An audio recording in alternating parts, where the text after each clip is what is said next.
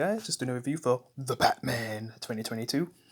Finally got to see it. Man, been waiting for this movie since like 2020, March 2020, when I did a reaction, and I finally got to see it now. And I guess I'll just give you my opinion on the movie, my thoughts for 3 minutes without saying spoilers, I guess, and then the last 7 minutes, if possibly less. I'll talk about spoilers, but I'll let you know. So where to start? Well, the first thing to say is that it's been like 11 years since we've actually got a proper Batman solo movie, even though like he's not really completely solo in this movie, because Catwoman is a bit in this movie, which the actor who played as Catwoman in this movie did a really good job, better than the last two Catwomen we've got. Even though I do like Selena Kyle in Gotham, she's okay. The one in The Dark Knight Rises, yeah. I mean, but at least that one's better than Halle Berry, because Halle Berry, we all know she's the worst, and she even accepted the reward, which she just took it like a champ with being the worst, probably superhero of that year. Yeah, she was like celebrating over it for jokes and it. Yeah, but I'll always love her as Storm anyway. Yeah, but yeah, back to the main movie. What I'm talking about, Batman. Yeah. So Robert Pattinson, I'd say he did a good job with what he was given. I was expecting a lot more. Yeah, but it's really good. But I was thinking like, am I finally gonna get my favorite Batman in live action? Because I've never actually had a favorite live action Batman. Not the '89 Batman, not the Dark Knight trilogy Batman, or any of the others. I've just never had a favorite Batman. But when it comes to the villains, like Joker, for example, it's always been Heath Ledger. Hell, even Phoenix came close to being Heath Ledger in his 2019 movie of the Joker, which was very controversial. And if you think about it, like, for most of the movie, he's not even playing Joker. He's more like, showing the evolution of how he became Joker. And isn't until like the last 20, 30 minutes where he actually is the Joker. So man, I can't imagine a full movie like him playing as a Joker. Like, will that actually be my favorite Joker if we do get a sequel to that movie? But yeah. But I will say the main villain, yeah, the Riddler, I mean, it was pretty good. I've heard about the actor who played the Riddler in this movie, in There Will Be Blood, I think, and I heard he's pretty good in that. I've seen him in Prisoners, which, man, he was good in that too, but man, he played a good Riddler. I'd say better than, obviously, Jim Carrey, because he was just like Joker. And I'm just thinking, is he better than the Gotham Riddler? Because there is some things about the Riddler in Gotham that I like a lot. I mean, obviously they get the outfit the best, but and the way how he plans things and does the riddles, yeah, sure how it shows. But when it comes to actually showing how crazy the Riddler is in a mental way and just making it like a clone of the Joker, you probably do it the best here. Yeah, showing like the mental side of the Riddler. Yeah, because everything that's came before, they never really got to show it properly in live action. Not even in the animated shows that I've seen, anyway. Because I'm someone who hasn't seen a lot of the 90s Batman, so I don't know if like how to do him in there. I'm not sure. But when it comes to showing the mental side, this does it the best, and the guy who plays the Riddler is probably the best actor in this movie. And yeah, Catwoman, I'd say she's like second best with her storyline, which I'll get into with spoilers, and I've already gone past the spoiler time. I mean the spoiler-free time. But yeah, I'd say that I enjoyed this movie, but it's overrated already. People saying it's better than The Dark Knight, but I'm sorry. There's parts of this movie that didn't, keep me fully entertained, and I was like, it's kind of going down a bit, but then it picks back up, and then I just hooked for the rest of the movie. Where The Dark Knight, I was hooked from the very beginning with how they open it to the very end. Like, just starting the movie with Heath Ledger and that famous line, "Whatever doesn't kill you simply makes you stranger." Just everything that Heath Ledger did in that movie, yeah. Because Batman in that movie at this point has been memed so much, I can't even take him serious. But Heath Ledger just holds up the whole movie, yeah, with that voice like it's just that silly voice that Batman has in The Dark Knight. But yeah, Heath Ledger, and the one who gets overlooked, who plays Two-Face, like he was good in this movie and has that famous line with die or be a hero, or live long as oh my god, live long enough to see yourself become the villain. You know that line, yeah. Like even he holds up the movie. And this movie to me, I probably rate like 7 out of 10, just to let you know now. Yeah, I wasn't expecting too much by the time the movie finally came out. I'm more hyped for like Doctor Strange 2, which feels weird to say because I'm someone who didn't really enjoy the first one that much. I just find it like an average movie. But yeah, as for this movie, I'll just say a 7 out of 10. That's my current rating for the movie after seeing it with my family. And yeah, it is a good watch, but don't expect too much because man, when I was in the cinemas, some people was walking out like those people like, man, they're kind of focusing too much on this specific thing, which I'm going to talk about now when I talk about spoilers. But yeah, I enjoyed it, and when it got to the point where I was hooked, I really enjoyed it. It was good to finally see another Batman solo movie again. Nothing to do with Justice League or Batman versus Superman, which I didn't enjoy. I still haven't seen the Syndicate of the Justice League, which I heard is a lot better. I need to watch it, man. But it's just 4 hours, man. But this movie, I didn't even realize it was 3 hours.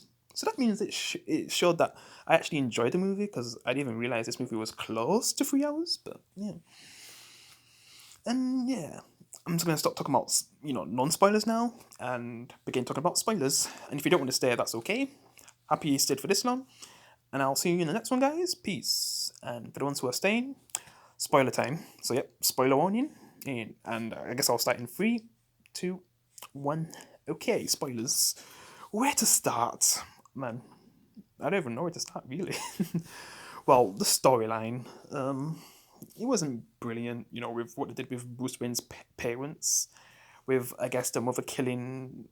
Well, is it like of like the mother's sister or something, or previous family like killing the husband, and then like Thomas Wayne covering it up, and all the things he gets into with like crime bosses like Valcorn, and then Valcorn possibly killing Thomas Wayne, and that's how he lost his parents in this universe by Valcorn, and how that gets revealed through the movie with Bruce Wayne trying to link things together, because really it's kind of the Riddler who's actually helping him find out who killed his parents, and that's kind of cool to think about. Other than the Riddler getting his idea to be the Riddler and get all these other people to back him, because he kind of idealizes Batman, and the reason why these villains exist is because of Batman, and it's not because I guess he does fight street level crime, like what we see at the beginning, and there's like this guy who doesn't even look like he wants to be in the gang, but probably has not better options.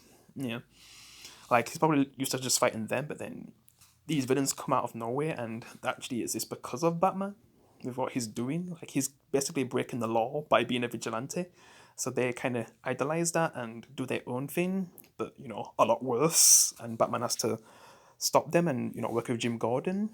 And I'm kind of surprised that he even tries to bring Batman to like a crime scene with police. If that was anything else, they would be shooting at him. Even in the Nolan movies, they would have shot him animated. Like, come on. They wouldn't just let Batman walk in, even if it's the commissioner saying it's okay. They wouldn't let him walk into a crime scene.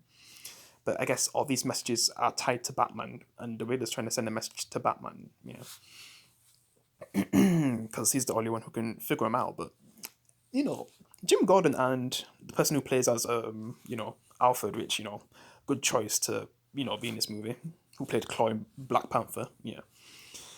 Well, I did like him as Alfred, but we just didn't get enough. Just like how I feel like we didn't get enough Bruce Wayne, like actual Bruce Wayne. Yeah, we got to see one of the versions of Bruce Wayne, because in a Batman movie, there's like 3 different versions. There's the one who plays as Batman when he's fighting crime.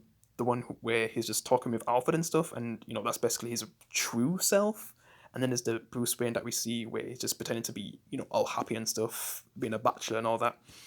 And we don't really get to see the bachelor side of him. And yeah, just the playboy kind of Bruce Wayne. We don't really get to see that, which he's just kind of the same Bruce Wayne for like all the movie. There's no like scene where he's trying to talk to the public or anything, like any speeches. Not even a speech. We don't even get that. Like there's a lot of things tied to the character Bruce Wayne that isn't really in this movie, and it kind of lets me down a bit.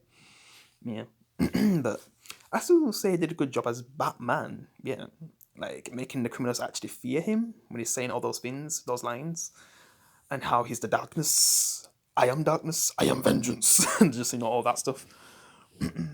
Yeah, they do that well.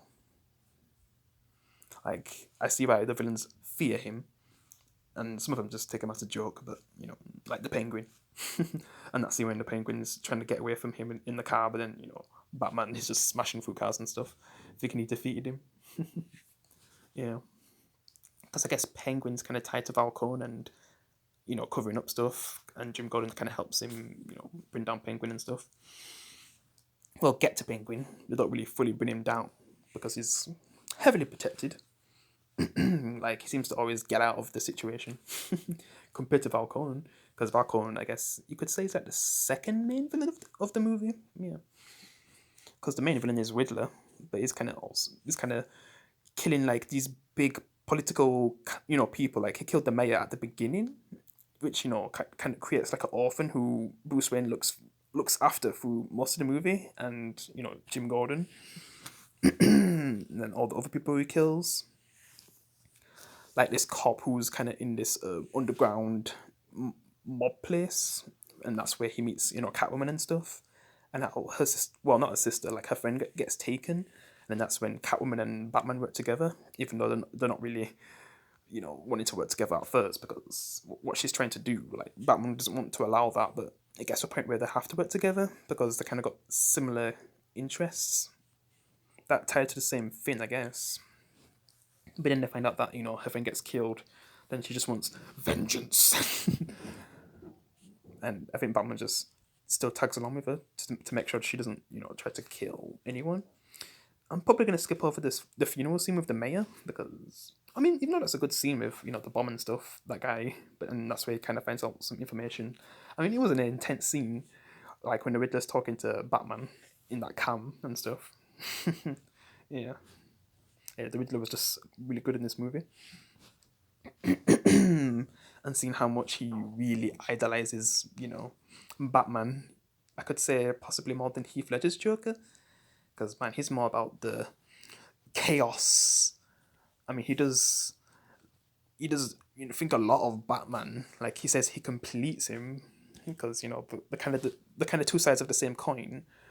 One's like the Joker side, and then one's like the more darker tone side. Yeah. Yeah.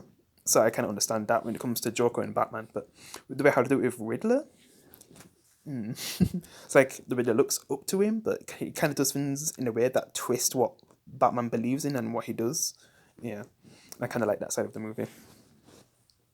And then his final plan, when I guess he gives himself up when they find out where he is, and they find out that Falcone's like tied to everything, and then the Riddler kind of kills him before, I guess, Catwoman kills him, because he's responsible for killing her friend and killing basically Bruce Wayne's parents because of something that happened. Yeah, just when it comes to the story, I'm just it's in some places. Yeah, like with the Falcone stuff, and making Bruce Wayne's parents look like bad people with the things they did, like since the father stuff, like yeah. And I guess this is the part where some people might get bored, when they're doing the investigation scenes. I actually enjoyed some of those, and then there's some that just got too far and it gets really boring. But I did enjoy, like, they actually added proper investigation stuff, like where like the audience are just trying to think out, like, what's actually the answer to the Riddler's riddle. And that's the part that I like about that. But then this part's where it just drags on. It gets a bit boring, to be honest. Yeah, and I just see some people walking out the cinemas. I mean, some do come back because I don't know, went toilet or something. But yeah, but if a lot of people are leaving the cinemas, that's kind of a bad sign. That was just mine anyway. But yeah. But it did get to a part where I was just happy that Batman's back and just seeing him kick ass and stuff, like that was fun. Yeah.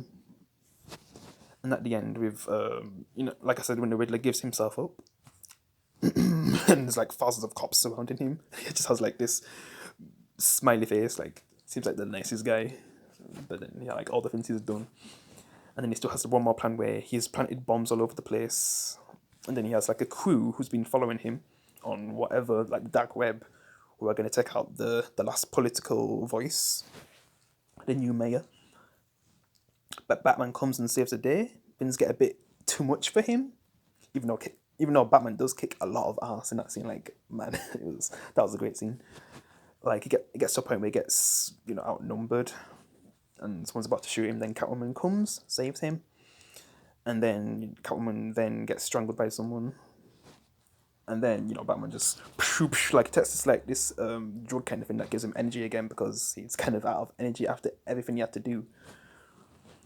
And then he kind of, you know, punches this guy who was trying to kill Catwoman. And then, you know, Jim Gordon stops him before he possibly kills him. Yeah. And then that's basically it. And I didn't really talk much about Catwoman and Batwoman's relationship in this movie, with how it evolves with just working together to get something done, to then, I guess, kind of having some kind of relationship, but then at the end, she just wants to leave the city with everything that happens. Yeah. And Batman staying. Yeah. I didn't really say the full thing of what the Riddler did. He basically flooded the city with the bombs. Not supposed to, I guess, destroy the city, but instead he kind of brought them all together with, you know, Batman being there to protect him, and, you know, that orphan boy who lost his, you know, dad, and protecting the mayor and all that, yeah, and trying to rebuild Gotham and stuff. And the Riddler just feels like he's failed, and then we hear this voice in the background, which I guess is the Joker. But just the way how he sound and his laugh, it was terrible. I'm sorry. I don't really want Joker in the next movie if they make another one. I don't want to see that. They need to get, like, you know, like maybe a Scarecrow or something, just for this kind of tone of Batman. I mean, they did it really good in you know, with the Nolan movies, but with how he sound, like he doesn't feel like he belongs in you know, this kind of movie series. He seems like he belongs in Gotham. Yeah, that's all I'm gonna say about that. Yeah, or more a cartoon than this version of Batman, if we're gonna get more. Yeah. To tell you the truth, I wish like Phoenix's Joker existed in this universe. To me, that would have been a better choice, but yeah.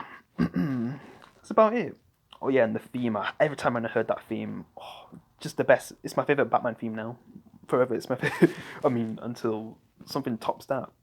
I mean, the '89 Batman, like, I'd say that's probably my favorite. And you know, the Dark Knight one's obviously awesome as well, but this is definitely my favorite one since I first heard it in that teaser trailer when they were showing that outfit, just dun dun dun dun, just the way how they use it in the movie. I just love it. Yeah, it's such an epic theme. Yeah, and the suit was good too. Yeah, and that's about it. Yeah. Also, you know, the Batmobile looked nice, even though it's not too flashy. It was still pretty cool. And yeah, that's about it. Yeah, it was a good movie. Just, I didn't think it was gonna beat The Dark Knight. What some people are saying, like, it's not that good. I'm sorry, it's not even better than Batman Begins. I was thinking, like, is this even better than Batman Begins? Probably better than the Dark Knight Rises, because that last Batman movie we got solo, yeah, it wasn't that great. I mean, it's still watchable, but compared to the other two movies that came before it, yeah.